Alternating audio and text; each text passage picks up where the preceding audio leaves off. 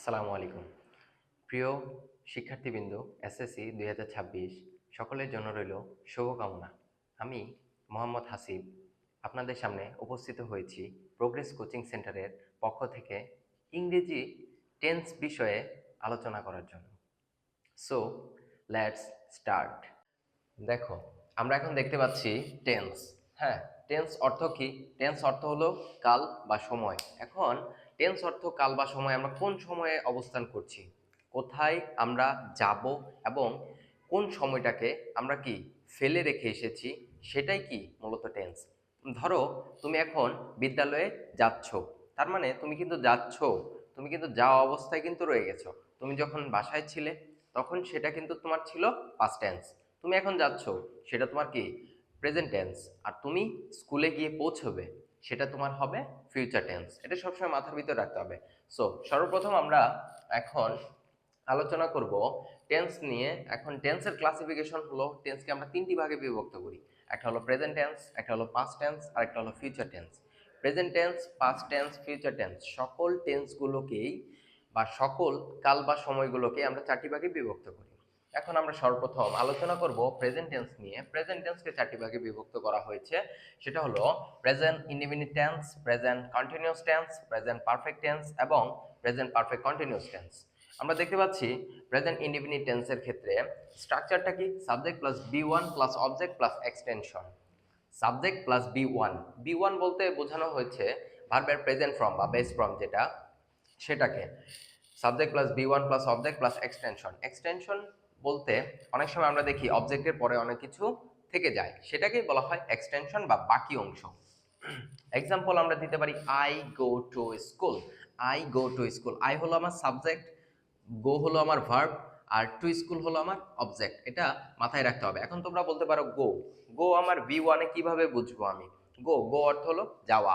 তার পরবর্তীতে এটার পাস্ট টেন্স, পাস্ট টেন্স যেটা, সেটা হতে পারে কি went.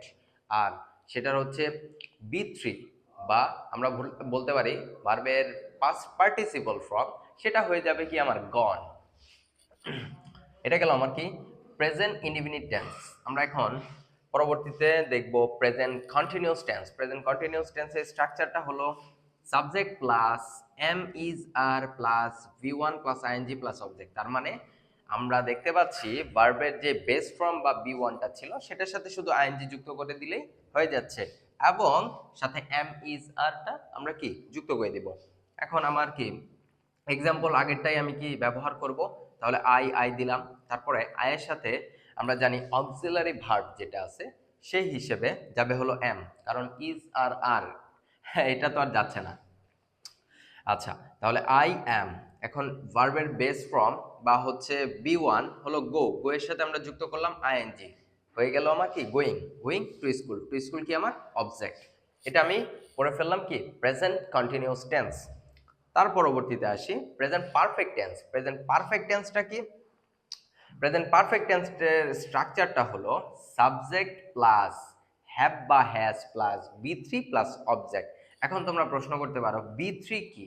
B three, V one দ্বারা আমরা বুঝি কি প্রেজেন্ট ফর্ম, বি ওয়ান দ্বারা বুঝি আমরা প্রেজেন্ট ফর্ম, বি টু হলো পাস্ট ফর্ম, আর বি থ্রি হলো পাস্ট পার্টিসিপল। বি থ্রি হলো past participle, past participle. Okay, এখন প্রেজেন্ট পারফেক্ট টেন্সের স্ট্রাকচারটা হলো সাবজেক্ট প্লাস হ্যাভ বা has plus V three plus object. তাহলে আমি সাবজেক্ট দিলাম আই, আয়ের সাথে যাবে আমার হ্যাভ, তারপরে বি থ্রি। যেহেতু আমি আই গো টু স্কুল এই এক্সাম্পলটা নিয়ে সবগুলো আমি এক্সাম্পল দ্বারা করাচ্ছি, সো সেই ক্ষেত্রে এটাতে হয়ে গেল, গোটা হয়ে গেল গন।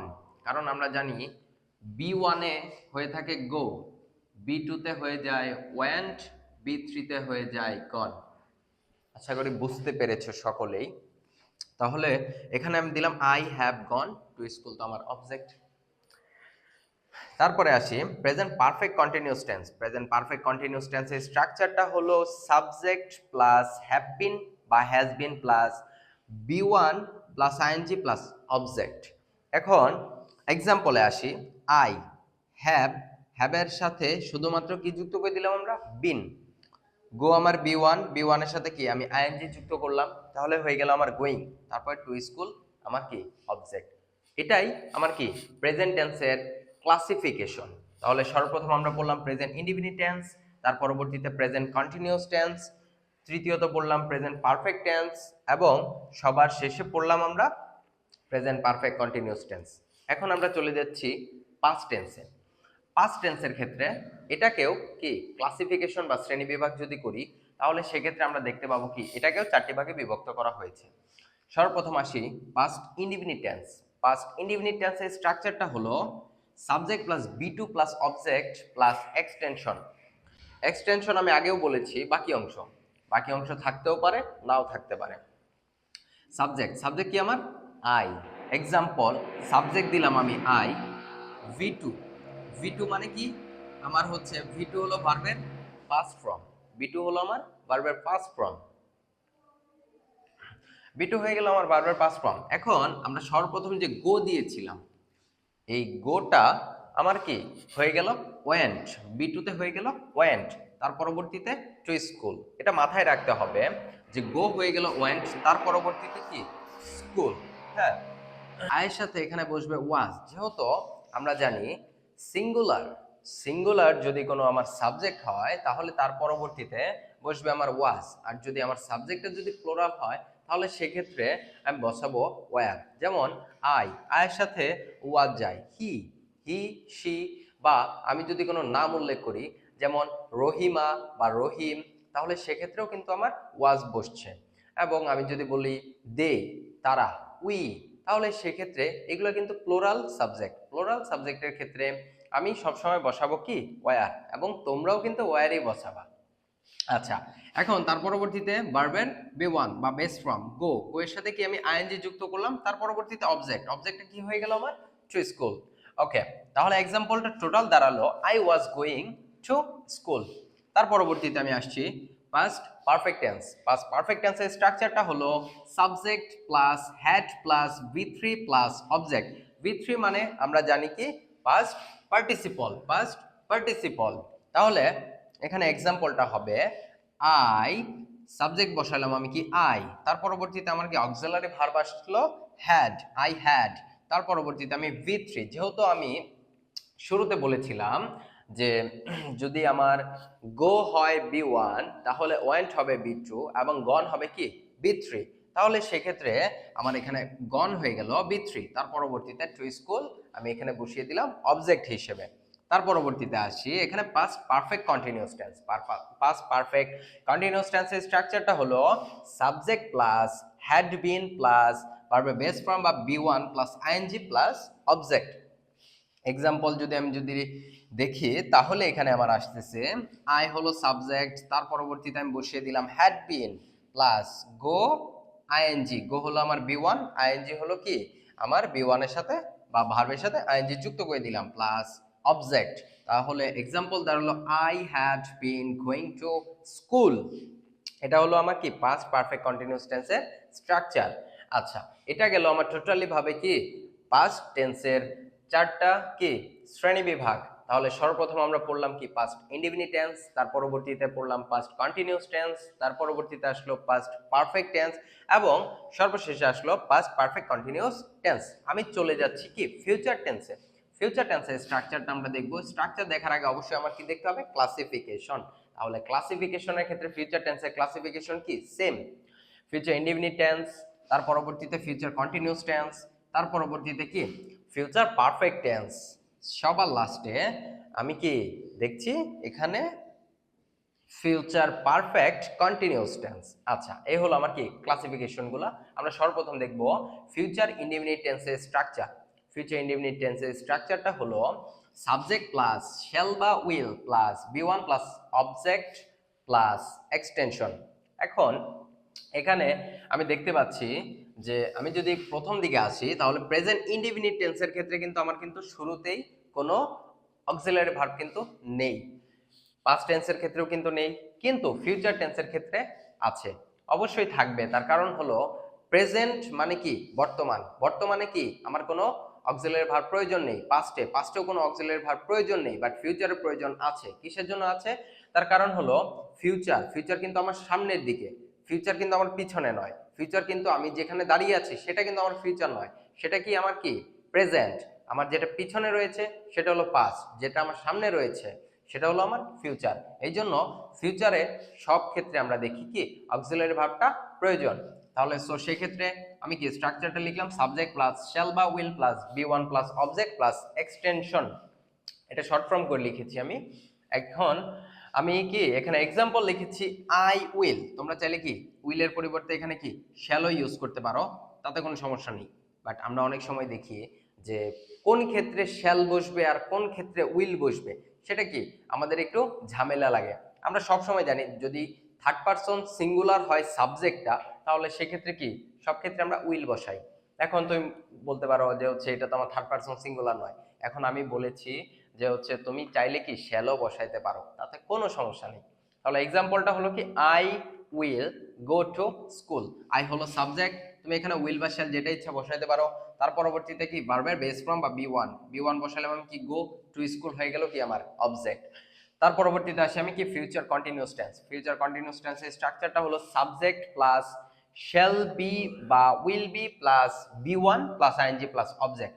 এখন এক্সাম্পলটা যদি আমি দেখি তাহলে কি আই উইল বি, তারপরে কি গো, গো এর সাথে কি আমি আইএনজি যুক্ত করে দিয়েছি, তাহলে গোয়িং হয়ে গেল টু স্কুল। তাহলে এক্সাম্পল দাঁড়ালো I will be going to school.